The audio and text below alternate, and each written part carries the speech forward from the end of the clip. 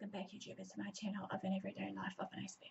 If you're following me right now and you're new to my channel, I welcome you all with open arms. I'm Aspie and I'm all about creating mental health and awareness versus sharing my life stories and experiences with the psychosis syndrome and other disorders that comes into the play with the territory of psychosis syndrome.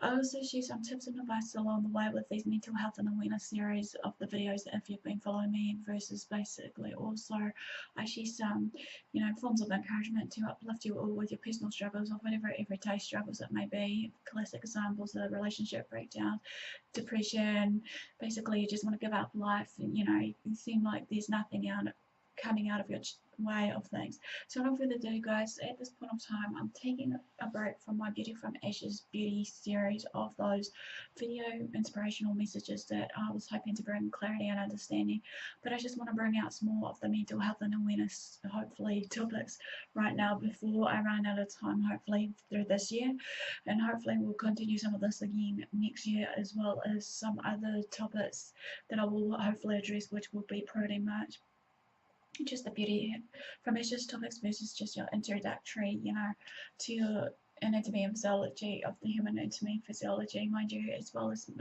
a bit of, some other bits and pieces that I thought to share along the way. So without further ado, guys, if you feel on your heart to anything, basically, of any of these videos to share to family, friends, feel free to do so. And all further ado, before I continue on, also I want to put a disclaimer out there that I am no medical doctor. I'm just a normal everyday Joe blogs, minding my own business, just doing what I do, trying to share you guys my stories and whatnot. So if anything I share with you all today or any other days that I've shared over these mental health series especially, and you see any warning signs and symptoms, seek professional help for yourself or for your loved one, or basically seek professional advice as well if you don't feel that some of the tips and advice I give to you you feel is not beneficial to you. Maybe just to give it or pass the message on to someone else in a nice manner though. However, just be in mind also, basically with these tips and advice, I'm just sharing some of it based on my knowledge and know-how and experience, versus also just hopefully with these knowledge and know-how that hopefully we can just interact and learn from each other how we go about our differences of how we manage and cope with our everyday different disorders that we have in place. So feel free to also, when you see any of the videos, maybe to share your experiences so that people can see how you go about it with managing and coping with your everyday lifestyle with this. So to begin this right now, I'm going to be talking about dissociation. So let's begin this right now. In psychology, dissociation is any of a wide array of experiences from mild detachment from immediate surroundings to more severe detachment from physical and emotional experiences. The major characteristic of all dissociative phenomena, however, involves a detachment from reality or the real world rather than a loss of reality, as in psychosis, which I'll explain more the differences between dissociation and psychosis, but for now this is all about your dissociation. Dissociation is also commonly displayed as on a continuum. In mild cases, dissociation can be regarded as a coping mechanism or defense mechanism, either or, in seeking to master, minimize, or tolerate the stress, including boredom or conflict. At the non-pathological end of the continuum, however, dissociation describes common events such as daydreaming while driving a vehicle. Further along the continuum are non-pathological altered states of consciousness, however. More pathological dissociation involves dissociative disorders, including dissociative fugue and depersonalization disorder with or without alterations in personal identity or sense of self, which more of those pieces also again later on when I do some more research to you guys. These alterations can include a sense that self or the world is unreal, depersonalization or derealization, a loss of memory, amnesia, forgetting identity, or assuming a complex post-traumatic stress disorder. Dissociative disorders are sometimes triggered by trauma, but may be preceded only by stress, psychoactive substances, or no undeveloped trigger at all.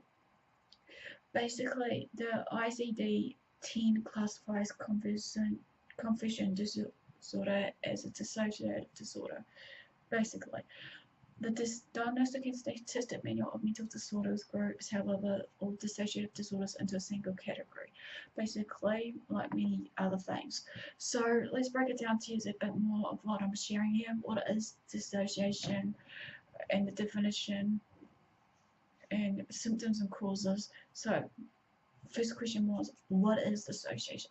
Dissociation can be defined as disruptions in aspects of consciousness, identity, memory, physical actions, and or the environment. When a person experiences severe dissociation symptoms, they may be diagnosed with dissociative disorder. The specific signs and symptoms of dissociation for any given person will vary from person to person, as well as on the type of dissociative disorder that they may experience. When dissociation symptoms become severe, that can disrupt their daily life. So the cause of dissociation is as follows. I'm going to share with you all now. As you know, it typically includes the following: trauma, often prolonged trauma such as sexual or physical abuse in their early childhood of a victim. The stress of war or natural disasters may also cause dissociation. Dissociation is more common in children, however, which is why this particular behavior is often developed in childhood. Dissociation is a coping skill used to separate the person from the traumatic event and memories of the traumatic events. Children find it particularly easy to step out of themselves as their identity is still forming. Dissociation may be worsened during times of stress, even in adulthood, however, in those who have learned this coping skill early on in age. The symptoms of dissociation. Symptoms of dissociation are different depending on the type of dissociation the person experiences. Some of the symptoms of dissociation as defined by the Diagnostic and Statistical Manual of Mental Disorders 5th edition are as follows. Number 1, major inability to remember personally relevant events in a way that can be accounted for by regular forgetfulness or medical conditions such as amnesia, as I mentioned before. Number 2, confused and days wandering, known as dissociative fugue, which again, more on that piece later. Number 3 is 2 or more identity or personalities with a single person. Number 4, transfer of behavioural control to each identity. Number 5, feelings that objects in the external world are changing in shape and size. Number 6, feeling that people are automated and are inhuman. When a person experiences a dissociative disorder, these symptoms can cause significant distress or impairment in important areas of function, such as school or just their interpersonal, character in general. Signs of dissociation. There are signs of dissociation in addition to the above symptoms, however, and these will include the following. Number 1, mental health problems such as depression, anxiety, and suicidal thoughts, along with some of the suicidal actions that will follow through with the suicidal thoughts. Number 2, a sense of detachment from oneself, seeing one life as it fits a movie. Number 3, an unclear sense of identity. Number 4, significant stress or problems in relationships, work, or other important areas of your life. Number 5, last but not least, a presence or multiple people talking or living inside your head, or a feeling or possession by another form of identity. Signs and symptoms of dissociation can happen for moments at a time or last for years. So therefore, like I said, the earlier the better. There should be ways for people to, treat this like anything else. Okay, last but not least, the treatments for dissociation. The primary treatment for dissociation involves pretty much psychotherapy, which is sometimes called talk therapy. During psychotherapy, your experiences of dissociation will be discussed and new coping techniques will be taught.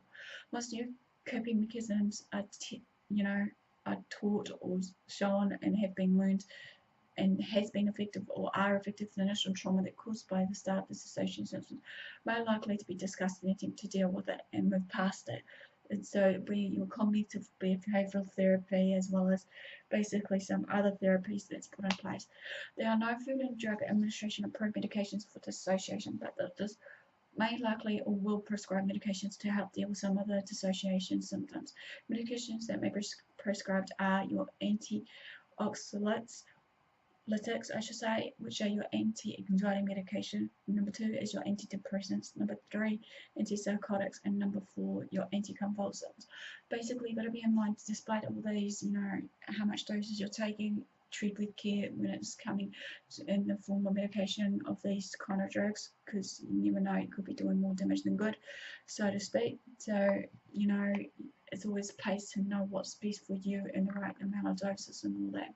So this basically ends a short overview of all about dissociation, what you need to know about it. Give me the like for thumbs up for support.